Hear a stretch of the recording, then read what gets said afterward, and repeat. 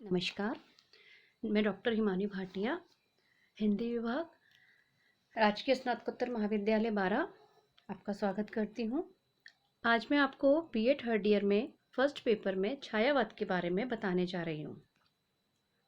छायावाद का तात्पर्य एवं अर्थ।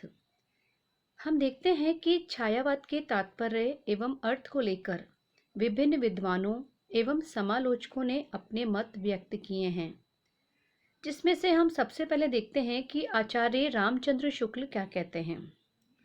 आचार्य रामचंद्र शुक्ल का कहना है कि छायावाद शब्द का प्रयोग दो अर्थों में समझना चाहिए। एक तो रहस्यवाद के अर्थ में, जहां उसका अर्थ काव्य वस्तु से होता है। छायावाद का दूसरा प्रयोग काव्य शैली या पद्धति विशेष के व्यापक अर्थ में है। छायावाद का सामान्यतः अर्थ हुआ प्रस्तुत के स्थान पर उसकी व्यंजन करने वाली छाया के रूप में अप्रस्तुत का कथन। दूसरे आते हैं हमारे आचार्य हजारी प्रसाद द्विवेदी। आचार्य हजारी प्रसाद द्विवेदी जी का कहना है कि छायावाद के मूल में पाश्चात्य रहस्यवादी भावना अवश्य थी। इस श्रेणी की मूल प्रेरणा अंग्रेजी की रोमांटिक भावधारा की कविता से प्राप्त हुई थी, और इसमें संदेह नहीं है कि उक्त भावधारा की पृष्ठभूमि में ईसाई संतों की रहस्यवादी साधना अवश्य थी। नेक्स्ट है हमारे जयशंकर प्रसाद। जयशंकर प्रसाद जी कहते हैं कि जब वेदना के आधार पर स्वानुभूतिमय अभिव्यक्ति होने लगे, यानी कि जब हमें वियोग की दशा का आभास होने लगे और स्वयं की अनुभूति होने लगे, तब हिंदी में उसे छायावाद के नाम से अभिहित किया जाता है।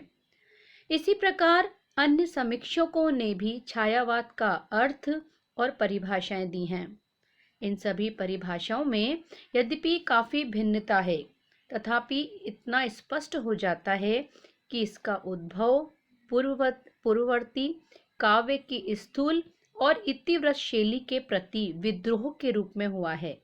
इसमें पलायनवादी प्रवृत्ति न होकर जीवन की आंतरिक कोमलता एवं मानवीय दृष्टि का समावेश किया गया है। इस कारण छायावाद में लाक्षणिकता, सौंदर्यता, प्रतीक विधान, मानवीकरण, उपचार वक्रता तथा स्वानुभूति की विवर्ती के साथ प्रकृति से अभेद एवं सूक्ष्म चेतन शिल्प का सुंदर समावेश हुआ है। इन सब विशेषताओं के कारण छायावाद का अर्थ एवं स्वरूप अपनी एक अलग ही भाव व्यंजना का परिचय माना जाता है। हम देखते हैं आगे कि छायावाद की प्रवृत्तियां।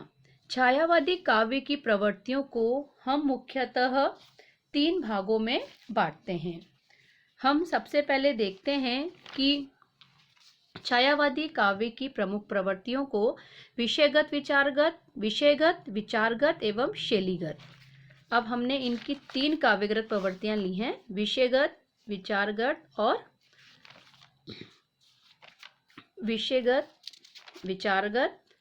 और समीक्षा। छायावाद की विषयगत प्रवृत्तियों को अगर हम देखते हैं तो वो हमारी 3 प्रकार की हैं। पहली है नारी सौंदर्य और प्रेम का चित्रण, दूसरी है प्रकृति सौंदर्य और प्रेम की व्यंजना, तीसरी है अलौकिक रूप, प्रेम और रहस्यवाद। छायावादी कवियों ने अपने काव्य में मुख्यतः सौंदर्य और प्रेम की व्यंजना की है। उनकी इस प्रमुख प्रवृत्ति का दर्शन हमें 3 परिप्रेक्ष्यों में प्राप्त होता है। सबसे पहला है नारी सौंदर्य और प्रेम का चित्रण। छायावादी कवियों ने नारी को उसके सर्वाधिक रमणीय और मधुर रूप प्रेयसी रूप में ग्रहण किया है। प्रेयसी रूप में नारी को ग्रहण करके उन्होंने उसके सौंदर्य और प्रेम का हृदयहारी वर्णन प्रस्तुत किया है। हृदयहारी यानी कि हृदय को हर लेने वाली नारी बताया गया है। छायावादी कवि कहते हैं कि नारी का वो रूप जिसमें वो रमणीय, सुंदर लगे, सबको प्यारी लगे, किसी प्रेयसी की प्यारी लगे, और ऐसा रूप, ऐसा सौंदर्य जो और लोगों के मन को हर लेता हो, अपनी तरफ आकर्षित कर लेता हो, ऐसे उसके सौंदर्य का वर्णन छायावाद में प्रस्तुत किया गया है। प्रसाद, पंत निराला के काव्य में प्रेयसी के इस प्रकार के मधुर सौंदर्य के शत शत चित्र अंकित हुए हैं।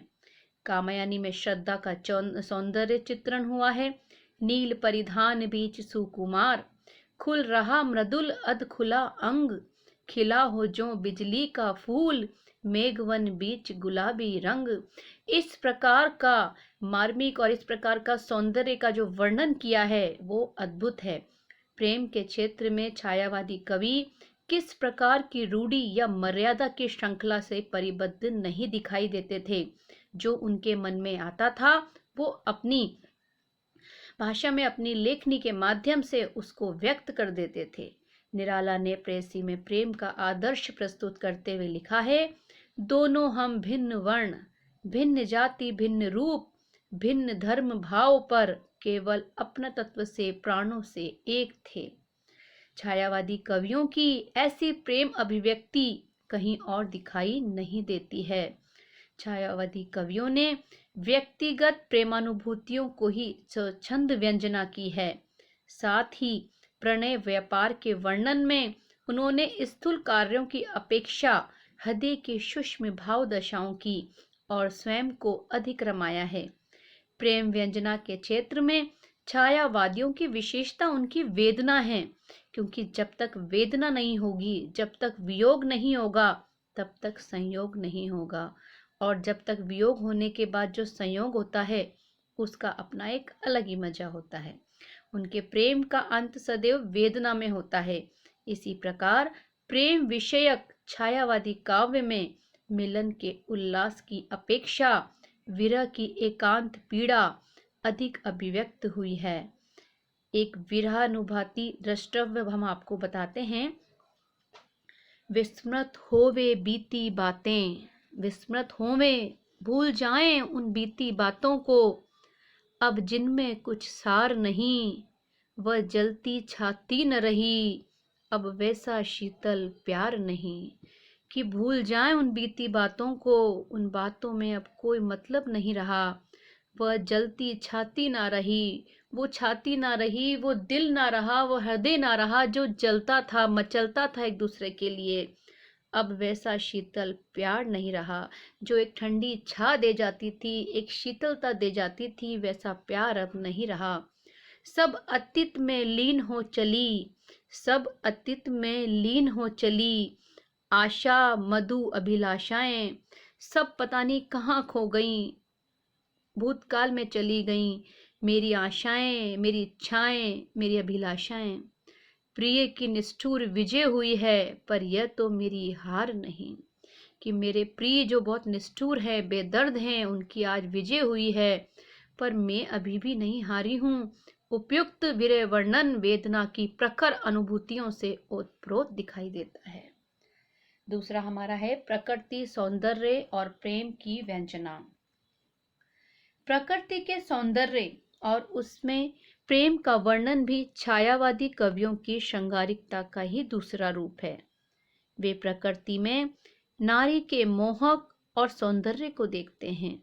उनकी रूप छटा में किसी प्रेयसी के मधुर रूप का आभास पाते हैं। उनकी गतिविधियों में किसी नव यौवना की चंचलता का दर्शन करते हैं। उसके पत्ते या फूलों की मरमर ध्वनि में उन्हें किसी बाला किशोरी के मधुर आलाप या अर्ध स्फुट हास्य की प्रतिध्वनि सुनाई पड़ती है। और प्रकृति के रंग बिरंगे दृश्यों में उन्हें प्रेयसी के कमनीय रूप का, कोमल रूप का, मल्लुक रूप का दर्शन होता है। जूही की कली निराला द्वारा प्रस्तुत इस संदर्भ का एक बेहतरीन उदाहरण है, जिसमें प्रकृति के माध्यम से महाकवि ने उसका श्रृंगार वाला वर्णन प्रस्तुत कर प्रकृति में समाहित उसके शाश्वत सत्य का उद्घाटन किया है। उदाहरण स्वरूप, सोती थी जाने कैसे प्रिय आगमन, वह सो रही थी, जाने कैसे प्रिय के आगमन पर नायक ने चूमे कपोल, नायक ने उसके गालों को चूम लिया। डोल उठी वल्लरी की जड़ जैसे हिंडोल, जैसे कोई वल्लरी की जड़ों में एक कंपन आ गया हो, वो उठ खड़ी हुई हो, जैसे कोई झूला झूल रही हो, हिंडोले ले रही हो। लास्ट है हमारा अलौकिक रूप, प्रेम और रहस्यवाद।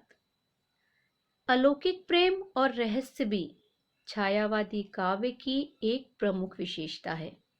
अलौकिक प्रेम और रहस्य साधना के क्षेत्र में सर्वाधिक महत्वपूर्ण नाम प्रसाद और महादेवी वर्मा का है। इनके विशाल काव्यों में सर्वत्र उनकी दृढ़ अलौकिक प्रेम और रहस्य में आसक्ति की अभिव्यंजना हुई है। विरह की सनातनता और तीव्रता के कारण कवयित्री महादेवी वर्मा ऐसी मानसिक स्थिति पर पहुंच गई है जहां उसे विरह और मिलन का अंतर ही ज्ञात नहीं होता है। विरह का युग आज दिखा, मिलन के लघु पल सरीखा, दुख सुख में कौन सीखा, मैं न जानी ओ न सीखा।